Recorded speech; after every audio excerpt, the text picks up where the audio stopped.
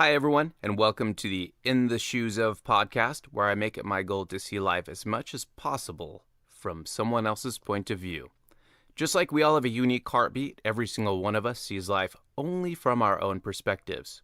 Think about it. Can you see and process life exactly as Elon Musk sees and processes life? The answer is you can't, and it applies to every living conscious being here on this pale blue dot.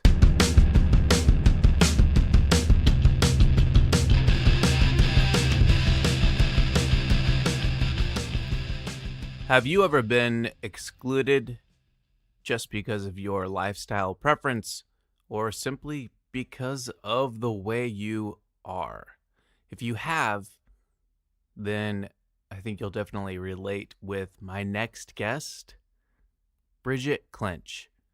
She's from Australia and she definitely has a story to tell. And it's pretty humorous. She had her 3-year-old that she was watching during the interview, and he interjects at certain points. It's pretty hilarious there. And, seriously, if you've ever felt just excluded, like an outcast, a second-class citizen, and that there's nothing you can do about it, well, I think maybe this person, Bridget, will or can give you some ideas about how you can fight if you need to. Because to be honest with you, you should never be excluded just because of something innocuous and based on a lifestyle choice or based on simply who you are. You being you should never equate to being cast out of society or being treated as a second-class citizen. Now, it's different if, let's say, the real you is a sociopath and the real you wants to kill people. That's a different thing altogether, because that's messed up. All right, and I'm not going to get into that. But if the real you is just simply you're not harming anyone, then and someone's trying to keep you down and keep you out, well then, maybe it's time to fight. Anyway, without further ado, I present to you the interview with Bridget Clinch. Before we even get into, because you have a fascinating story, and I feel like it's one that's poignant and especially in this modern day, many people need to hear it. So I want to first start off with how you define yourself right now, and maybe how that differs from how you've defined yourself in the past. Um, I guess I'm defined as a trans woman now. And I suppose that evolved a little bit because I guess my understanding of gender and transitioning and all that kind of stuff has sort of evolved as well. As Hmm. in, like, I guess the narratives have changed around trans stuff since I guess all the literature and all the stories out there when I was starting to transition and was finding out all this stuff, it was all about disappearing and being stealth, and that was success. And then I think Right. over the last few years that those narratives have changed to being, well, no, trans people are humans and we're acceptable in a public sphere, and we should be able to be just accepted for who we are. Um, and so it's kind of, I guess I started off trying to fly under the radar and just be a woman, and then I guess activism um, and politics has sort of brought me into being a more visible trans woman again. So um, yeah, I guess it's kind of evolved, and I'm not hiding the trans part as much as I guess I was trying to a couple of years ago. Um, Hmm. yeah, which is And it's different, I guess. Sure. And when did you realize then that essentially growing up in in a male body? When did you? And correct me too if I'm even describing this wrong or asking the question incorrectly. But when did you determine that no, it's actually a woman that I want to be, or that you decided that really in your very essence you were? Yeah, it's my origins sort of sound it's almost cliche, I guess, the whole "oh, I've always known" kind of thing. Um, No worries. and I guess that's sort of I don't know. That's how it's always been. I've known that something is always off, but I guess the difference between someone uh, I was born in '79, and so I guess the difference between someone growing up at that age versus someone now is that there's way more information available now, and it's easier to access. So Hmm. you can have language to describe it, whereas I didn't have the language to describe it. Um, and Hmm. it wasn't until I was sort of older and the internet was a bit better and stuff, and that I could actually look it up and go, oh, okay, that fits everything, like, and it wasn't that simple, it scared the hell out of me the first few times. I was like, this can't be real. This isn't me. Like, no. So I guess I Of was course. resistant at first, and then Yep. you kind of get a bit resigned to it, I guess, and before you can sort of accept it and sort of embrace it, um, and society doesn't make that easy.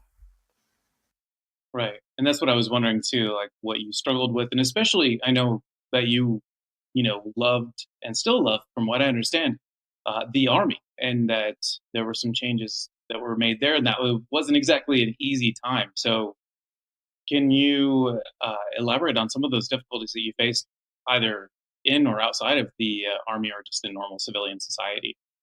Yeah, well, I guess I was in the military when, full-time military, and I was an infantry officer, which, at that point in time in Australia was a male-only occupation. But it was under I knew it was under the process of changing, because there was a UN convention um, on the elimination of discrimination against all women, and we had signed up to it, but we weren't fully compliant as a country, because we had a few exemptions to do with employment, and that was one of them. So, in order to be compliant with that, I knew that that was going to change, and that there was, whispers going on in the military. So I knew that was on the radar. But I guess for me, initially, I was kind of thinking that I would core transfer to another stream, and I would sort of do whatever I could to keep my military career, because I guess that was a key part of my identity that I didn't want to change. Mhm. So, it's kind of weird when you think, hang on, most of the things in my life are sort of lining up, except this one thing, this this huge gender thing, and you kind of, it seems, I don't know, like you want it to be almost treated as trivial in some ways, so that you can just like sort it out and get on with life. Sure. Um, but Yeah. then I guess for Yep. me, it just put up so many roadblocks, and the I was really surprised actually in 2009 and 2010 how resistant our military was. Um, I Hmm. really didn't expect that level of resistance, given we had an okay history with, I guess, the LGB part of the spectrum. Um, we we had a good equality record with same sex couples and stuff. So we had been treating um, same sex couples the same as married heterosexual couples for quite some years in the ADF before we had marriage equality. So the entitlements and the conditions and the housing and all that sort of stuff was the same. So I thought, we did that without the government sort of pushing us to do it. Um, and so I thought, once I'd sort of looked into it a bit, and I realized that Canada and the UK had actually had not too many huge problems with trans service, because it was kind of pushed on them by their government when they amended their anti-discrimination type stance, and they included trans people initially, whereas in Australia we kind of left trans people behind. So I had the example of the UK and Canada, which are very similar militaries and governments to Australia, whereas America is quite different in terms of government structure and military. So I kind of Yeah, was it sure was is. yeah, so I was kind of able to give that example to the Australian military and say, look, hey, here's what Canada and the UK do. Here's their policy documents that people have given me, because I soon discovered that there was this global trans network um, of military people, which was really funny. Like, people just came out of the woodwork, and yeah, and I got policy documents and I got information and I gave it all to the ADF, and I kind of thought, hey, this is going to work. But then, they were like, yeah, nah, sorry, we have to get rid of you. And I was thinking, no, this isn't right. That's not how we do Right. things in Australia. And yeah, so I guess I had to, put a case together and fight them for it, and force the change in policy. Yeah. And And how did you do that? a Like, lot of what did you have homework. to go through? Right. I had to, I kind of had to, because I'd gone straight from high school to the army, and all my training was combat and leadership focused. Um, I hadn't gone to university, so I really quickly had to get my head around things like the DSM, which I didn't even really know what that was. Um, to sort of understand that it was an evolving document, and just to understand the history of it, and how that was relevant to the history of gay and trans people, in that it was almost like we were criminalized at a point in time and then sort of decriminalized at a point in time, in terms of having this disorder label. And so I kind of had to use that. I used, obviously, all the UK and Canadian military type stuff, and the fact that they had allowed people to transition, they had covered all their medical expenses, which is what Commonwealth militaries do to keep their members deployable, and they had deployed trans people, both other big militaries. So the fact that they had managed to see people through transition, support them, and then deploy them, I thought was a pretty solid case that we could do exactly the same. Because I'm not sure if you're aware in America, but the sort of Commonwealth type countries, our military academies are quite aligned, and so you can actually transfer from. It's not the simplest of processes, but it's way easier to transfer from the UK, Canadian, Australian, New Zealand militaries. You can transfer between them if you want to. I Whereas had we can't no just up and idea. go to America, or the Americans can't just up and come here. So it is possible, Right. because of the similarities that we have. So with that similarity in mind, that was what I sort of hinged my case on, and also, I guess, a bit of case law in Australia. I'd never read case law before. Um, so Right. I was looking at case law in terms of discrimination type stuff, um, where our legislation was at, but from state and Commonwealth, and because we have our states and territories, and then we have the Commonwealth, which is our federal legislation. So I was looking at all of the intricacies in that, and there was inconsistencies everywhere. Um, in the years since, the laws have been tidied up a lot, but I had very minimal protection under the law at that point in time, so I had a very thin case.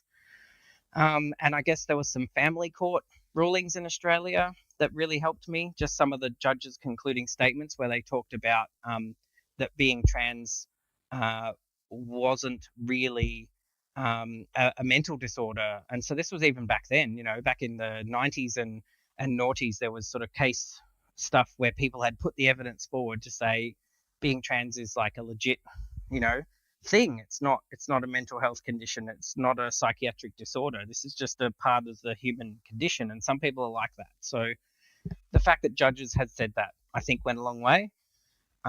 Because Sure. a lot of our law stuff relies on precedent and stuff like that. So it was a hugely complicated thing that I had to learn on the fly and put together in a pretty short time frame. Um, and get that to Army headquarters and sort of explain to them why their current policy that would precluded trans service was not okay, and that we could actually support our trans members and deploy them. So, and Yeah. eventually, the case was made, and they cancelled their policy, and trans people are now able to serve. Yeah. Which is excellent and amazing. I mean, I think that's I'm really glad that you did that. And in this day and age, especially when we have, it seems like we're ebbing and flowing in various cultures with two steps forward, maybe a couple steps back, and in some countries it feels like it's a little bit maybe five steps back or five steps forward. So thank you for doing that. I think that's a really good. It's actually good leadership too, for and representing uh, just the whole community of for LGBTQ, the whole community for sure. Just interjecting here post interview. I had some trouble getting that out, right? Um, just letting you know that I use LGBTQ, that acronym, in this interview, while Bridget uses LGBTI, the I meaning intersex. Since its inception, the acronym has changed, and even now there's a version that's quite long, has a lot more letters to it, and there's some debate around that. But I am not going to touch that right now. I'm not going to get into it or delve into it. It's not the point of this interview. So, but I just wanted to at least point out the differences in the way we were speaking, however you want to put it, LGBTQ or LGBTI. So, I meaning intersex and the Q meaning queer. So, there you go. Onward with the show. Hey, that rhymed, right? So, can you elaborate on what it means then, even right now in this day? Because I assume you're not in the army at this point in time, right? No, I'm not, because I guess it's really tricky. Like and I didn't actually really get into the terminology until recently when I was sort of looking it up, because people keep asking me, oh, why couldn't you just compromise, and why couldn't you just, but I mean, basically they were asking me to accept being a second class citizen, um, to try and sort of make gradual steps rather than getting it all to happen at once. But I guess the issue was that I lost or trust in the organization and the leadership. So that was, I guess, the way some people just have described that is that it's like a relationship that you have between people, but between a person and an organization, or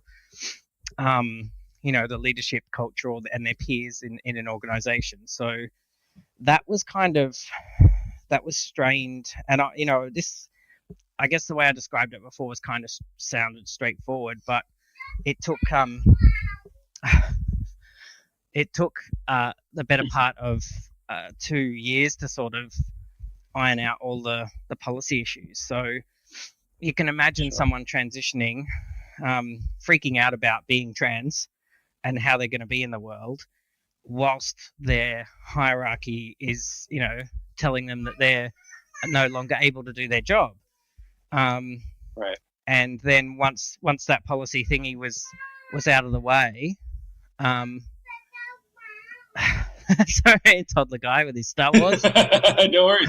Is Return of the Jedi not working anymore? No, we're on Lego Star Wars now. Oh, okay, gotcha. It's quite funny, actually, the droid tales. Yeah.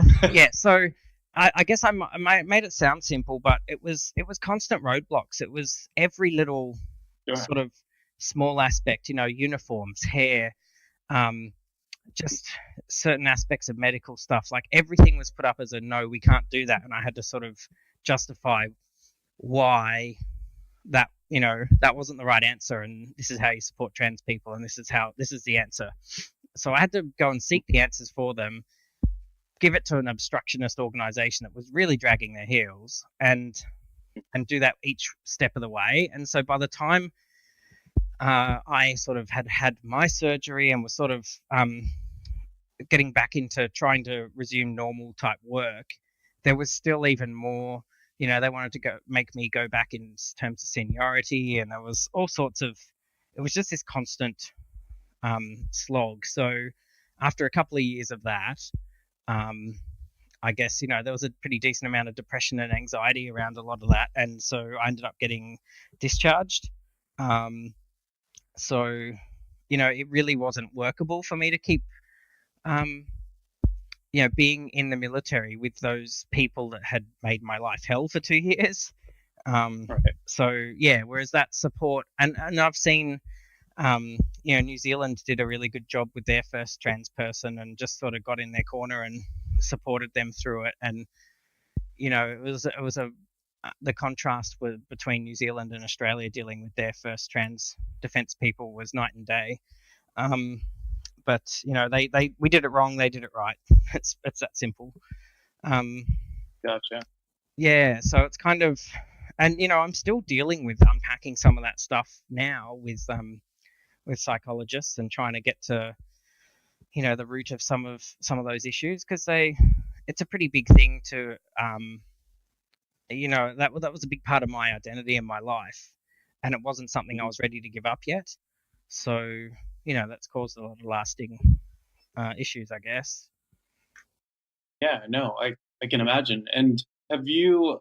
I don't know how it is in Australia, but I know, and America's such we have so many different. There's so many facets to it. It's a very multifaceted country, just like many. I mean, every person and country is multifaceted, but Yeah. it seems like so there are of course parts of America where it's like completely okay, like where the city I'm in Austin, it's generally just like accepted, for the most part. I know that in certain parts of the country, however, that's not the case. And, there have been people that have been, killed over it. So, how is it in Australia? Have you experienced anything like that where it, like, even just violent, you've kind of feared for your life because of your identity? No.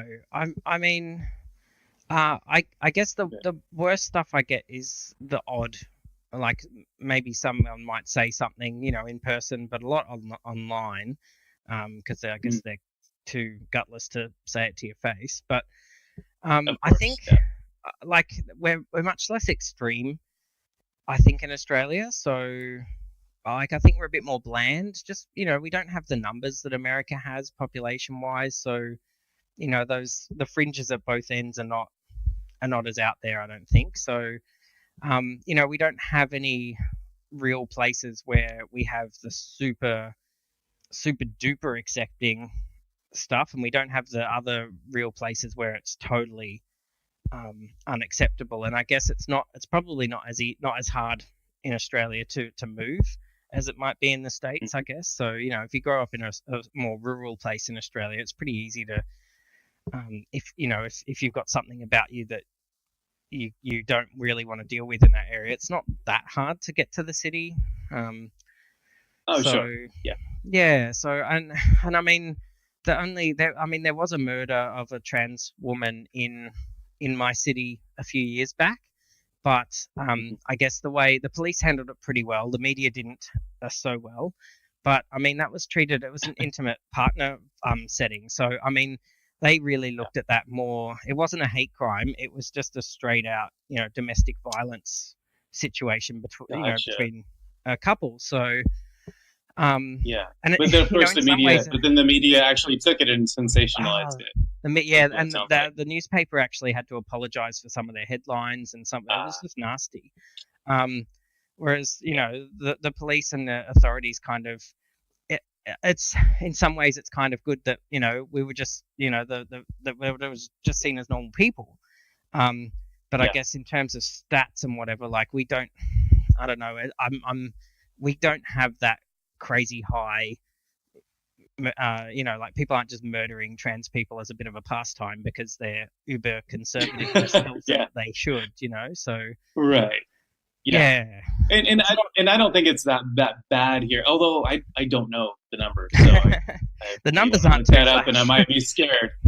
Yeah, exactly. So, and let me ask you this: I've been really curious about, and even here in Austin, I have, friends that are same-sex couples, and they have kids, and they're raising kids, and which is a beautiful thing. And have, me personally, think it's a great thing. In fact, I see them as being sometimes a lot more sound than some, of your standard hetero sexual couples raising their kids. But it just, I think it doesn't, it comes down to things like race where it just doesn't matter. There's going to be some people that are going to be doing things a little bit more the right way, and some people that don't do things not quite so much the right way you know.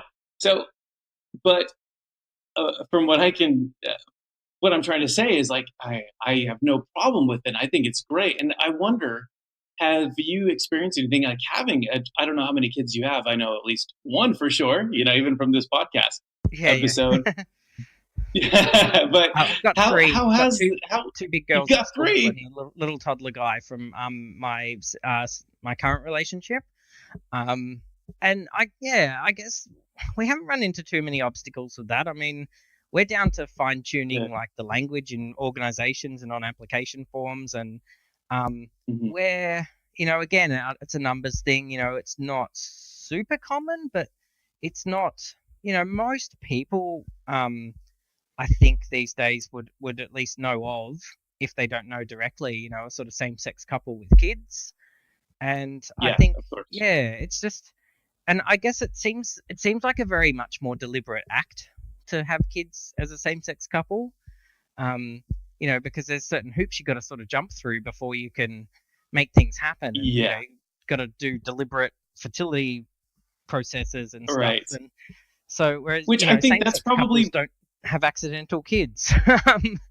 So right. And I think that's probably why, like when I said that, it's like a lot of, the same sex couples that have kids, it seems like they're really on top of their game, like exceptional parents. And I think you just kind of explained right there why, because it can't just be accidental. It has to be more deliberate. So that's an interesting thing to think about. Anyway, I didn't want to interrupt you, but I thought I'd mention no, that's good. It's like, so I guess and the fertility places are pretty are all good. I mean, a lot of them are in the cities, which is where the most progressive sort of aspects are, I guess. But they're all pretty, um, like the laws are pretty good around that sort of stuff. Like, same-sex couples are listed as parents on birth certificates and stuff, and um, it's pretty straightforward, and they have a bit of counselling around it just to sort of make sure that you're ready, and that you've to check that you've kind of gone through all those deliberate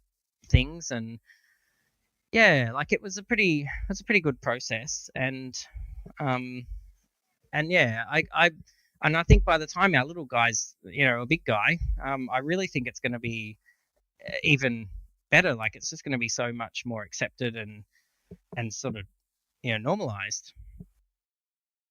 wanted to ask, uh, throughout all of this, what and it doesn't even have to be during this time, but what is the most difficult thing or I guess circumstance that you've had to endure? And I guess it doesn't necessarily even have to be as part of this as transitioning from a man to a woman, and all of the things that you encountered there in the army. It could be just even like from whenever.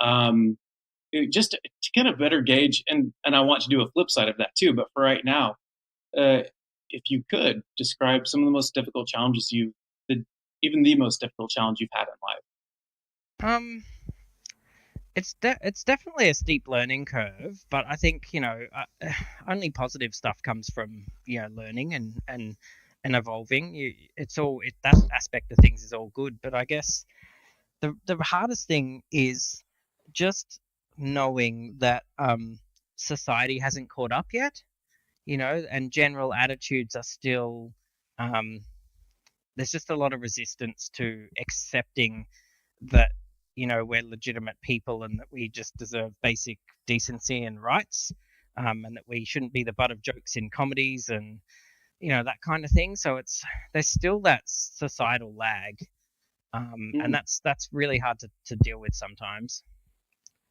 yeah, can you elaborate on that? Like, because yeah, talking about media, we've mentioned like sensationalist news a little bit. With the murder that happened. Now the police actually handled it well, just like a domestic dispute. And then you mentioned like television shows that maybe are offensive or just are not respectful to the transgender community. Can you comment on that a little bit? Like where are we going wrong? And is it widespread media? Is it mainly like from American media? American media, of course, is just everywhere. I know. Yeah. Or is it just yeah, for better or worse? Or is it where are you seeing that? I guess what's frustrating, sitcoms are terrible. Um, like because they just don't think, and they go, oh, let's have this great joke where the punchline is a trans person, and it's like, no, like that completely delegitimizes us and just completely reduces us to a joke, and especially at a time where we're struggling so much. Like, if we had all of our rights and equality and everything was simple under the law, um, and participating in day-to-day life, like, we've got higher unemployment rates, and all the bad stats, we've got higher of, mental health and that kind of stuff. So, if all of that stuff was dealt with and we were cool and able to joke about ourselves, in that sort of way, like, it would be tolerable. But we're so far away from that, it's not, like, it's not okay. Like, it's just like a foot on our heads holding us down, So the other one is, I guess, the commercial media in Australia. Like, it's not as extreme because obviously, the internet's great. We get to see the best and worst of American stuff as well as our own stuff. But so, most commercial media is owned by conservative sort of entities and whatever. But ours are less extreme than yours, but they're just as ignorant, and they're just as able to, sort of be deliberately obtuse and, ignore the development, and just sort of, be belittling and and sort of, yeah, pushing that sort of bad narrative, and push things under that whole false balance. Like, oh, I'm just asking or whatever, and it's like, no, that's been resolved. Like, don't just ask. You're not playing devil's Right. advocate. You're just being obtuse. We're past that. And Right. so our smaller media outlets, our independent ones, and they're usually pretty good, and pretty fair and balanced and stuff, and I guess at least aware of what's going on. So yeah, it'll take a while to sort of, because there's media standards and stuff, but it's still, they're prepared to stomp all over them and apologize later, because no one sees the apology; they just see the sensational clips. So Yeah, yeah, because it's a unfortunately, it's tough all one. about getting those numbers, right? The Yeah, ratings and reviews and all that, right? Yeah, yeah, it made me think when you were describing that, and I know it's not an exact situation and not I think it's analogous though to an extent to where even I think of like the civil rights movement in in the states back in the 60s where we still had segregation, which is absurd, right? And of course we now have our there's even more of an uprising with alt-right and neo-Nazism stuff and imported stuff like that. But I remember, it would be akin to the media completely just using, and possibly they did, I don't know, I'd have to look into it, of just using those circumstances or using a person of color as the butt of a joke during that time when things were extraordinarily difficult for that yeah. I group suppose. of people. I Hmm. mean, just when you were describing it, I was thinking, it's not, it's going to, of course, we're talking about two different things. I'm not saying it's exactly the same, but it reminded Yeah, me of and I guess that the just a scale, tad, right? yeah, like I sort of see things as though, like, there was women voting. That was huge. That involved half the population, and that was a long time ago, Yeah, and we really right. didn't have our heads around equality and progress and rights and stuff. And then, by the time we were getting to the civil rights movement, we had a bit more of an understanding of how things work, and how to make progress in society. And we were almost, a super modern society where we are now. Um, but I guess as you progress, the rights you're fighting for are always going to be for a smaller sort of, slice of the population pie.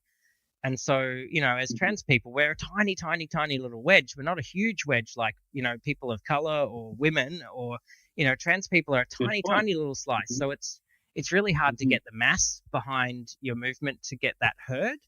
And That to is a good point. Yeah, so that's one of the difficulties that we face, I suppose. Yeah, Yes. Okay, so let me ask you this then. So, and I guess I'm just going to continue on with this analogy. I've spoken with various. In fact, I interviewed one woman she's going to be part of. I'll probably be releasing that episode this coming Monday.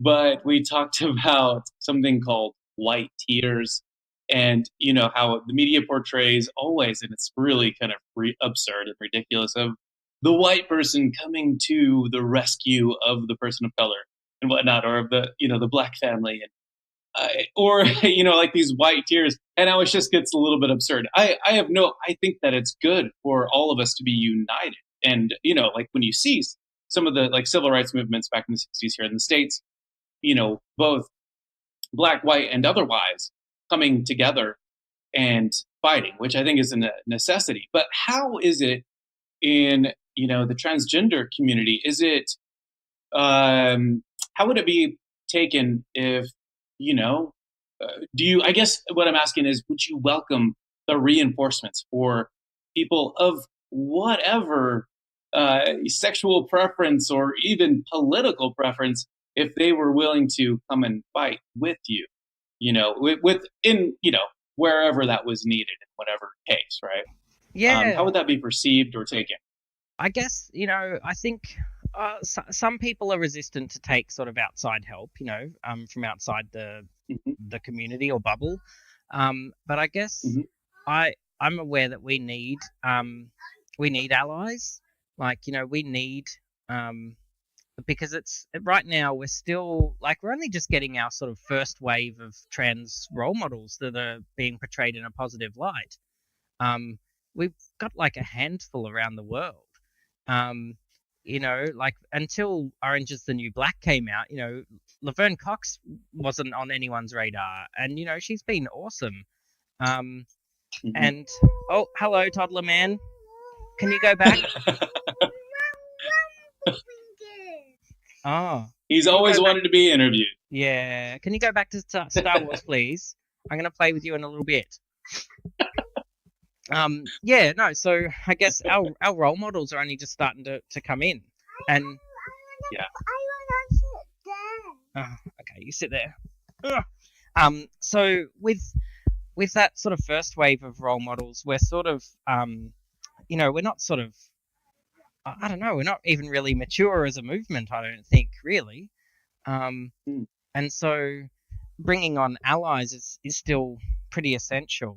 Um, and I guess in Australia we kind of I'm not sure like how it sort of goes over in America, but things like the head of the medical association or the psychiatric association or psychological or whatever, like they can present a bit of a point or a case and get at least some recognition as being valid here. Um, so they're good allies at times. Yeah, but I guess that whole white knight um, situation that you're describing, where people come in and sort of take over an issue and like, hey, I'm the white activist, like I'm here to save you. Like, Right. I guess you don't see a lot of that with. Oh, actually, no, I lie. You do see a bit of that, especially I guess within the LGB world. They might Hmm. sort of want to be seen as a really good ally and then stomp all over all of our stuff and get everything wrong and don't want to be told or Oh. treated or learn. So you do get that a little bit. Oh. Yeah. And Okay. that's tricky to deal with because you're kind of like, look, you're in the right sphere, but if you just tweak, don't say that, like just rein in this Just and come to help. Don't come to try and take over. Right? yeah. Is So that kind of a way to look at it? Maybe. yeah, so it's quite tricky. And I mean, even when people say LGBTIQ plus community or whatever, we're not a uniform community. We're just a collective, a loose collective at that. We're not all on the same Right. page, Right. and there's no spokespeople, and there's no. So it is really tricky to get people thinking, along the same lines.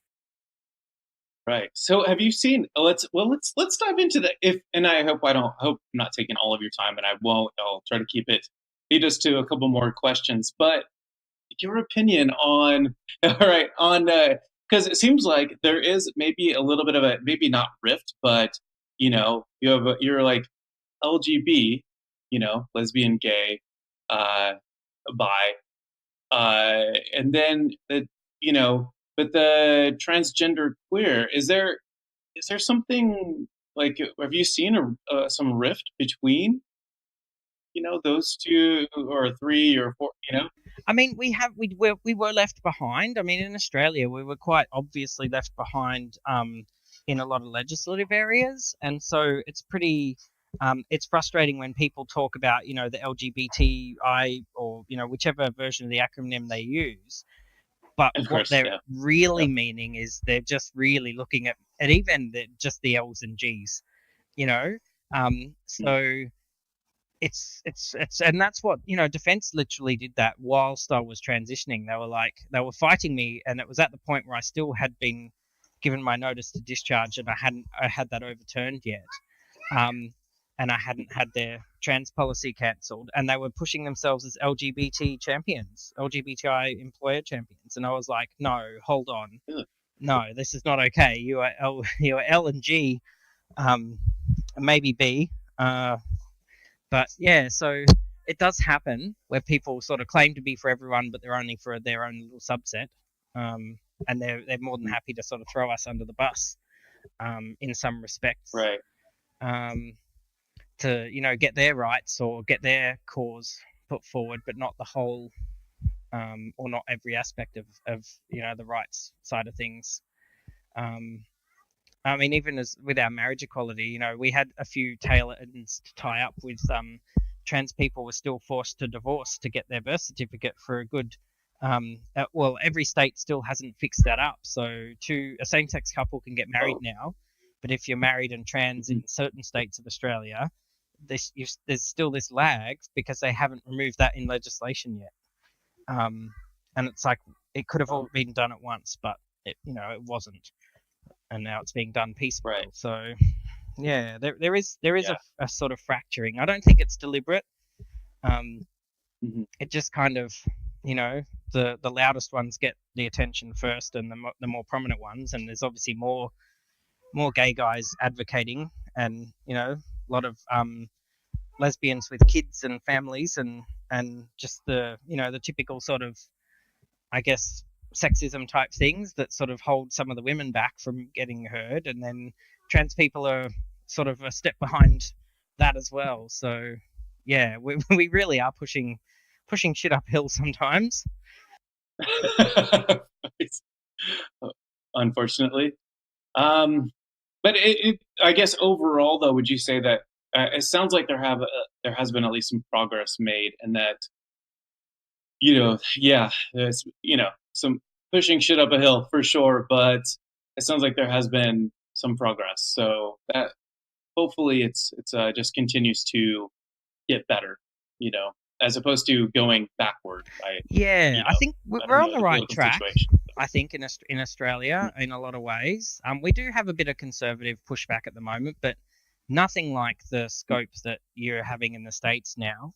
Um, and I guess I being Let's hope someone not. that's a member of a political party and has run for office here, like I keep aware of what's going on as much as I can, and yeah, Mhm. so I can see the US kind of trying to descend into turning itself into Gilead, um, and we're very much we're not going down that same path. Um, we're getting a bit conservative with our like our financial type stuff, and we're definitely following that US neoliberal capitalism out of control type situation. But in terms of our civil Undoubtedly. rights type Yeah. stuff, we're not winding things back. Um, Good. so Good. yeah, I'm glad to hear that. yeah, it's Well, baby steps at times, but it's definitely going the right way. that's I'm very relieved to hear that. Definitely. So what's one thing? And I only have two more questions then for you, and I'll let you play with the little one for sure. Yeah. What is it? What is the main thing or things that you would like others, especially for those who don't understand what it means at all to be transgender, or what it means to go through that, or the feelings involved with it? What is one thing that you would like others to understand about being transgender in this day and age? Um, I guess not even from like a technical sort of standpoint or a lived experience sort of standpoint, but more just that they're all of the things that they say in their not understanding of how we are. So, like you're talking social media articles or conversations that people have when there's a trans person in the media. Literally everything they say, oh, but what about? What about chromosomes? Or what about this? What about that? Like all of those things have been like sort of dealt with and put to bed as issues. And by them from coming from a totally uninformed position and making claims about us and about why we're not legitimate and that kind of thing, like that is probably one of the biggest barriers to us just participating in. You want to do stretches? My little guy wants to do yoga. Okay, we'll get to that. Go get the mat. Go get the mat upstairs. He's going to get the yoga mat. So yeah, so back to that very important topic. So yeah, that whole it's just that misinformation thing, and that people wanting to have an opinion and wanting to be heard, but they don't actually know. And I think if we could just get everybody to just challenge their assumptions especially when they're not experts, they don't know anything about us, and it's kind of like it's really strange that people think that their questions coming from a complete place of ignorance haven't already been dealt with. And constantly facing that is really, it's like death by 1,000 cuts, and it's just it's like an endless barrage. It just needs to go away. Right. So I guess education is probably what it comes information down to, is key. Yeah. Yep. Okay. No, that's very fair, and I think that's probably a very lucid way to look at it. Because you could, and you would even be in your right to be, and I'm sure you have gotten angry plenty of times. Oh yeah. But to be completely just indignant and just want to lash out, but for you to be lucid about it and to know that, well, people need to be educated, and so yeah. So I think for all the listeners out there, if you want to learn more, or if you have questions about, maybe you haven't been as sensitive as you need to be, or maybe you have, or maybe you just want to learn more. It's always good just to learn more about all of humanity, about each other. Yeah. So, well, I just have one more question for you. What? No, go ahead. I was just going to say, like, it's just as easy for someone to make a comment out of ignorance as it is to Google search why that comment is or isn't valid, before you even put it in a public sphere. And it's kind of odd that people see a news article about trans people, make some silly, flippant, offhand comment that totally denounces us, that's already been debunked, and when they could just Google it, and potentially learn something. Right. Yeah, and then there is the problem too of just your standard trolls who will just, it doesn't even matter. It's just all about trying to basically belittle another person because it's, whatever. It's just someone in their basement or whatever that it's, just trolls are ridiculous, absolutely ridiculous, and it's actually pathetic what they do. But I think that's probably a part of some of that too. But for those who are not trolls and they actually, are just like making those comments offhanded, maybe it's because of whatever kind of worldview that a person necessarily, tends to have, then that for sure, I agree. Just go do a Google search, find out, or better, even, find out if you have access to a person or a friend who knows someone or is in the transgender community. To me, that's why I want to have you on the show, so that we can put it out there, and because I think the more voices, the better, and that's another reason why I really appreciate you coming onto the show and doing this.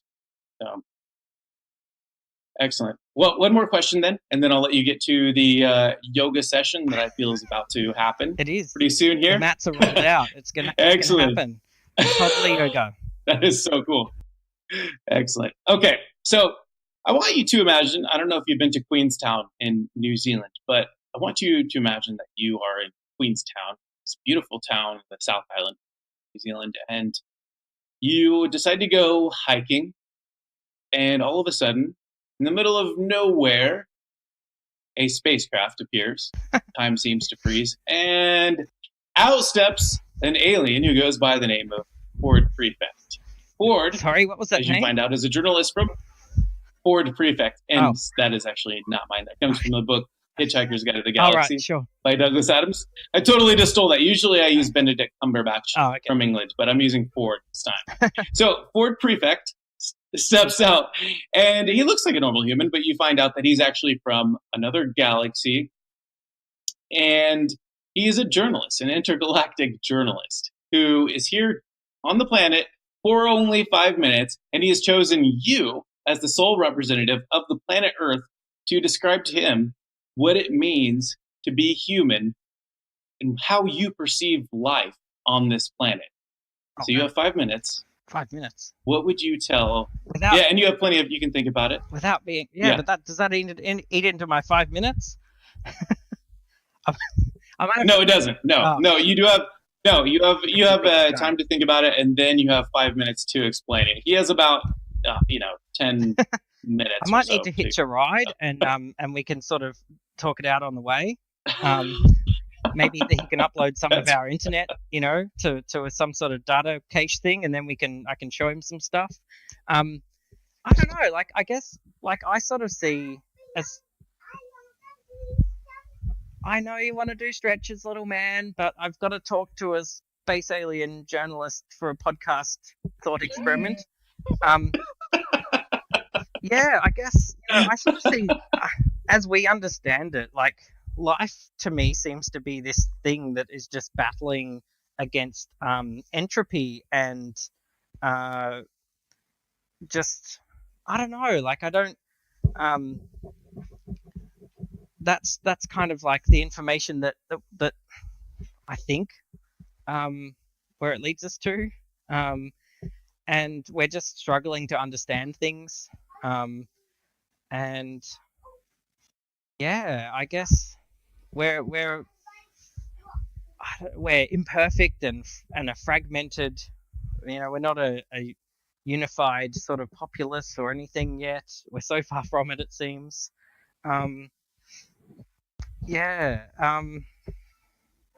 Wow. I don't know. What else? What does life mean to us? And what was the other part of it? Just and that's really, really essentially it. Just how you perceive life on this planet, what it means to be human. I don't know. I think as a collective, we're still trying to figure that out. We're still in our relatively early stages of trying to figure that out. We've and I guess I'm a big fan of science and I subscribe to like JPL and NASA and all those things on YouTube, so I watch all those cool videos about what's going on, which kind of potentially skews my perception. But yeah, I guess we literally are just trying to make order out of chaos, and trying to find ourselves. And we're still at that stage. Yeah. No, that's a really good. I like that answer. Actually, it's no, seriously. I get a different answer every single time, and I like that one too. That's probably the most, because I can feel it's, well, for one thing, it's very honest, and one thing I always say to people is that we are, even though we think we've made so many advancements, and don't get me wrong, we have made many advancements, but we're still very much in our infancy. We are a young species, but really, we haven't been around for so long. And obviously, when we're talking about societal matters, we have a long ways to go. So I definitely agree. We are still finding ourselves. Yeah. And we are trying to figure out how to battle against entropy. Yeah, go ahead. We're amateurs. We're not professionals. We are at this existing type thing yet. No. Yeah. Yeah, exactly. No, most definitely. Just like we look back on doctors who performed lobotomies and did bloodletting and shock therapy, we think, oh, amateurs. But just like in a few years, the doctors will look back, or civil leaders, especially in the states, like look back on this time and be like, "What were you guys thinking?" Um, and then 100 years from now, 1,000 years from now, I can't even imagine. So no, I agree, and I wish I could be around to see how that all plays out.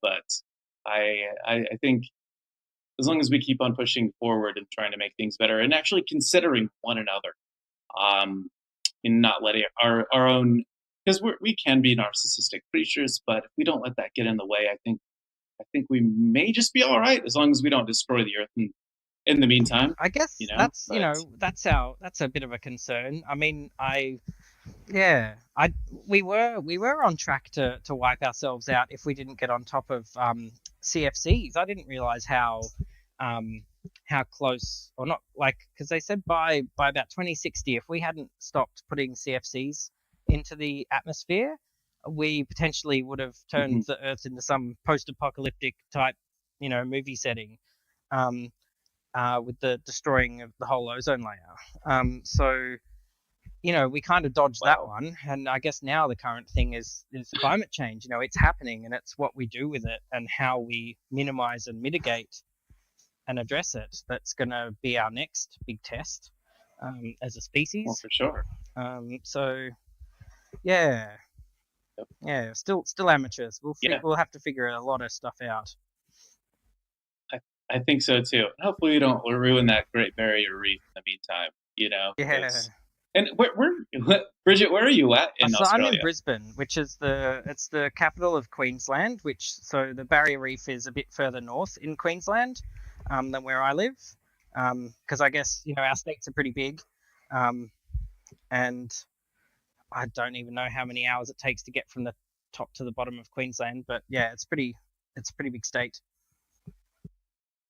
Excellent. Okay, I need to make it up there. I need to go to Brisbane. In fact, last just a couple days ago, I interviewed another a lady from Oh, Brisbane cool! as well. So I might as well just go to Brisbane and start just interviewing people It's a good there place. because I've already Highly yeah recommend it. sounds okay. And is there good surfing nearby? The Gold Coast and I guess the Sunshine Coast. Yeah, there's plenty of coastline and surf here.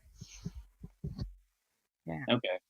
Sometimes I wonder why I remain landlocked. But yeah, I need to go out. I'm gonna go visit Brisbane sometime, so I'll let you know if I swing by and we can grab some coffee or something Yeah, for sure. or whatever. So cool, awesome. Well, thank you so much, Bridget. I know you have your yoga session to get I to. do. So yeah, I'll let you get to that. But thank you for your time. And if here, I'm gonna actually. Well, let me ask you this too. Is there any way, like, do you have a website or anything like that you'd give a shout out to, I'm um, just Bridget Clinch or a way for on people to contact you if you want? on Twitter and Facebook, and I've got a public Facebook page, and my Twitter profile, and I'm on LinkedIn and stuff. And yeah, like, people Okay. find me to do to do like speaking engagements or panels and stuff. I've actually got to fly to Canberra for a panel in a month's time. Hmm. Um, so yeah, because I guess I did achieve a first in Australia, and it was a big change, and it required a fair amount of effort and research to go into it. So there's a lot of people in the health field and even the law fields that are keen to sort of pick my brains at times as to how I did it and stuff like that. So it's been an interesting Hmm. last couple of years, really. No, of course. Yeah. Yeah, definitely. Well, then that's good to know. So if anybody wants Bridget Clinch to come and speak or be on a panel, then you can be reached on Facebook, Twitter, all the major social media platforms, Yeah. and it's just they can just search for Bridget Clinch. Is Yeah. that right? Yeah. I guess we can put a link in the Perfect. podcasty thing, can't we? Yeah, most definitely. Sure. Yeah, I'll look it up and I can include that. Or if you want to send me some links or any other information you want me to include in the show notes, I can definitely do that. without a doubt. Easy. Easy enough. Perfect. All right, cool. Well, thank you so much. I'm going to stop the recording here. Cool. Hey, thank you so much for checking out this episode of In the Shoes Of. If you like or don't like the podcast, feel free to leave a review or reach out to me. My email is jnickel42@gmail.com. Can't promise you I'll get back to you right away, but I'll definitely try and get to it. Anyway, thank you so much for checking it out. Until the next time, see you later.